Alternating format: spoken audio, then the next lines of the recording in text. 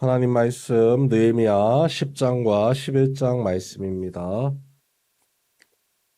느헤미야 10장, 11장 말씀입니다. 느헤미야가 이 성벽 재건을 마치고 하나님과 백성들 사이에 언약을 갱신을 합니다. 그 언약이라는 것이 새롭게 뭔가 하나님과 우리 사이의 관계를 다시 세우고자 하는 그런 특별한 언약이 아니죠. 과거에 맺었던 언약을 우리가 이번에는 확실하고 분명하게 순종하겠습니다 하는 마음을 가지고 이 하나님과의 언약을 세워 나가는 거죠. 그래서 일일이 이 언약을 세우는 사람들의 이름이 하나하나 다 기록이 되어 있습니다. 우리가 읽을 때 참 힘들게 읽었는데요. 그렇게 기록에 남겨둔 이유, 그들의 온전한 순종을 기억하기 위함입니다. 온전한 순종, 다른 말로 표현하자면 어떤 말이 있을까 곰곰이 생각을 해봤습니다. 예수님께서 성경 전체를 두 가지 계명으로 축약을 시키셨죠. 하나님 사랑과 이웃 사랑입니다. 그 중에서 하나님 사랑이 떠올랐습니다. 하나님을 정말로 사랑한다면 하나님의 말씀에 순종하지 않을 수가 없는데 우리의 조상들이 하나님의 말씀에 순종하는 길을 선택하기보다는 결국은 이것이죠. 하나님 사랑하는 것보다 나 자신을 사랑하는 것을 우선 생활했기 때문에 그것이 하나님 보시기에 죄가 되었다는 것입니다.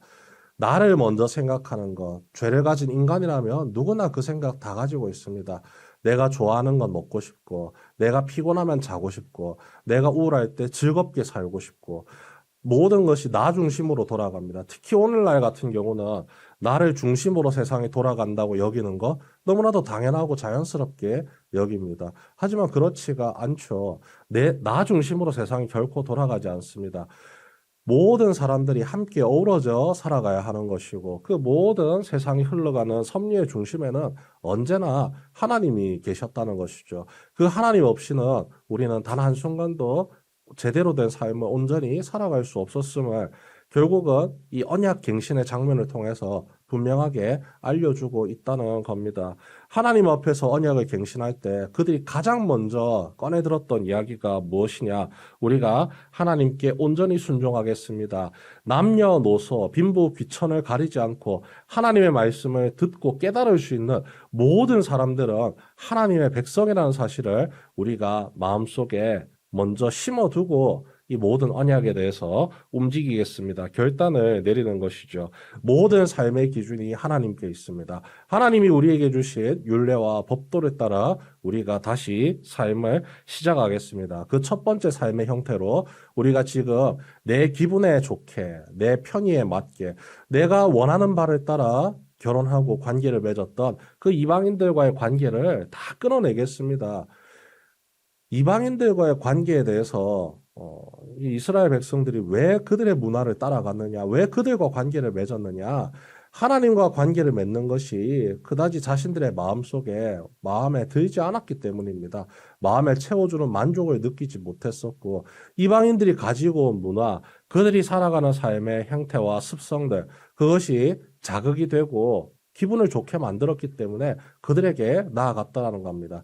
더러는 많은 물질을 가지고 오기도 하였고, 더러는 새로운 문화를 가지고 오기도 하였고, 그것이 자기들의 마음에 너무나도 받아들일 만하게 되니까 관계를 맺었는데 그게 아니라는 거죠. 조금 즐겁지 않아도 됩니다. 조금 손해봐도 상관없습니다. 모든 것이 하나님으로부터 말미암아 우리에게 주어지는 것이기 때문에 우리는 복의 근원 되시는 하나님 붙잡고 살겠습니다.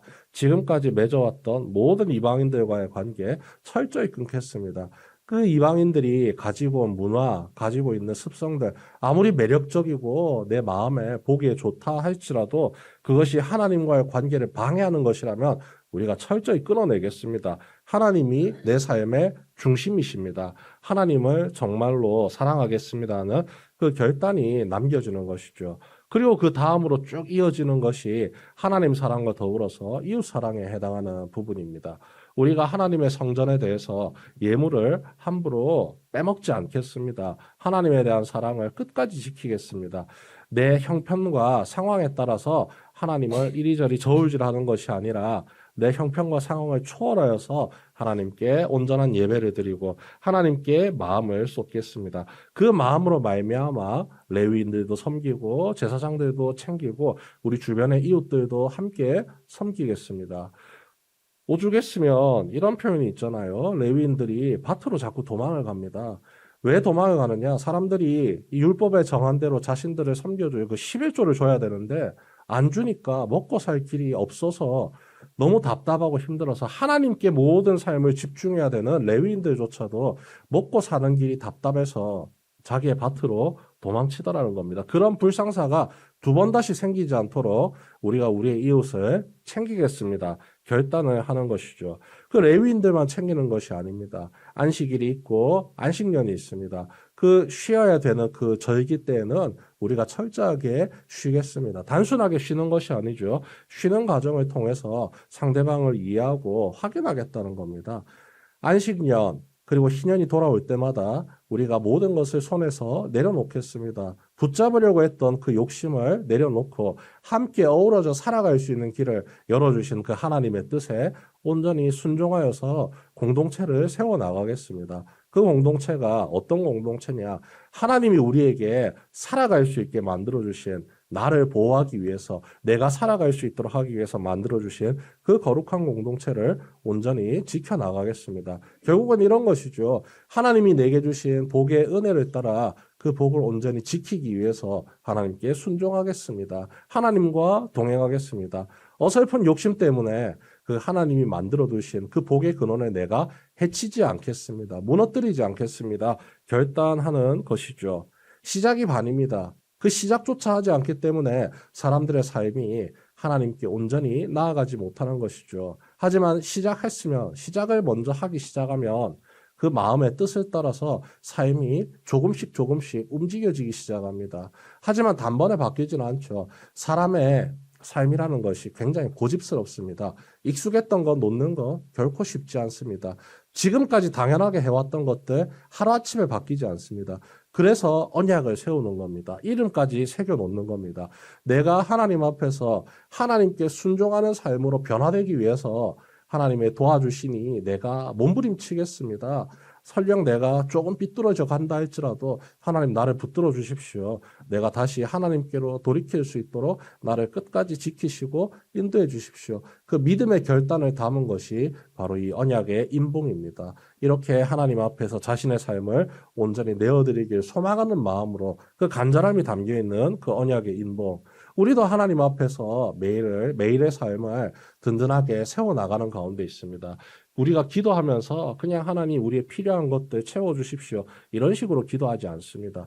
그 기도와 더불어서 내가 하나님의 자녀답게 살아갈 수 있도록 주님 나의 길을 인도하여 주옵소서. 그 마음이 있기 때문에 우리가 나를 위한 기도를 넘어서서 이웃을 향한 도움의 기도, 그리고 이웃을 향한 섬김의 기도도 나타나는 것이고 가장 근본적인 하나님의 자녀답게 내가 살아가겠습니다. 하나님 나와 함께하여 주시옵소서. 하나님 사랑을 향한 기도의 자리까지 우리가 나아가고 있는 것이죠. 우리를 항상 사랑하셔서 우리의 마음을 지키시고 우리의 믿음을 든든하게 돌보시는 그 하나님이 오늘도 우리와 함께 하셔서 나의 기도를 들으시고 응답하실 뿐만 아니라 내가 하나님 앞에서 세운 결단을 온전히 삶으로 살아낼 수 있도록 도우시고 인도하고 계십니다. 간절히 기도하실 때 주님 오늘도 나와 함께 하셔서 나를 도우소서. 내가 하나님의 거룩한 자녀답게 살아가겠습니다. 하지만 내가 너무 연약하오니 주님 내가 어긋난 길로 나가지 않도록 끝까지 나를 붙드시고 나를 도와 주시옵소서. 하나님 사랑과 더불어서 이웃 사랑의 길을 힘써 준행하는 우리 모두가 될 수 있도록 간절히 기도하는 이 아침 시간 되시길 주님의 이름으로 축원합니다.